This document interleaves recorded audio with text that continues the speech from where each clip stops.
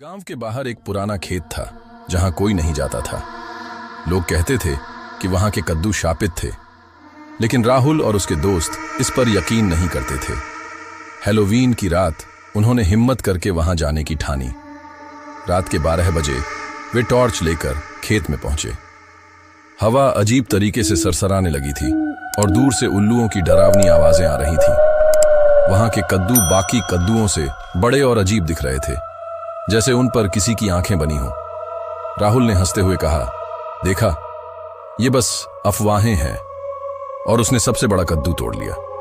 पर जैसे ही उसने उसे उठाया, कद्दू की सतह अचानक नरम हो गई और अंदर से एक अजीब बदबूदार तरल बाहर टपकने लगा।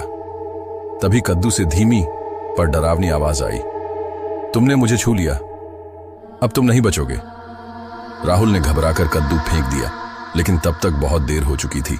खेत में पड़े सभी कद्दू हिलने लगे, जैसे उनमें जान आ गई हो। एक एक करके वे फटने लगे और अंदर से हड्डियों जैसे हाथ बाहर आने लगे। राहुल और उसके दोस्त चीखते हुए भागे, लेकिन खेत का रास्ता जैसे लंबा होता जा रहा था। पीछे से डरावनी हंसी गूंजने लगी। अगली सुबह गांव वालों को खेत में सिर्फ उनके जले हुए जूते और एक नया बड़ा कद्दू मिला, जिसके ऊपर हल्की सी राहुल जैसी शक्ल उभरी हुई थी।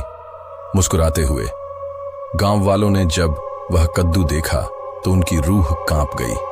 किसी ने हिम्मत करके उसे छूने की कोशिश की, लेकिन जैसे ही उन्होंने हाथ बढ़ाया, कद्दू की सतह पर दरारें पड़ने लगीं और अंदर से धीमी सी फुसफुसाहट गूंजने लगी।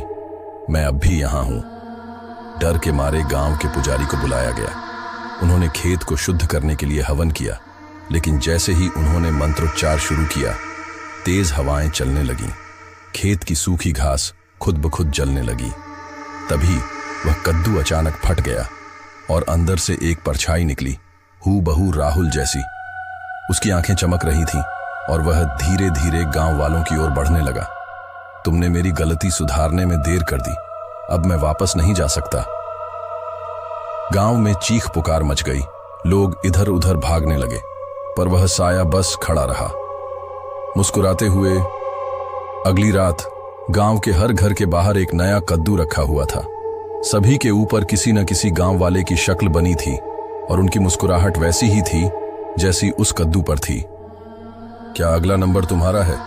अगर आपको एक कहानी पसंद आई हो तो लाइक करें, कमेंट करें, सब्सक्राइब करें और बेल आइकन दबाना ना भूलें।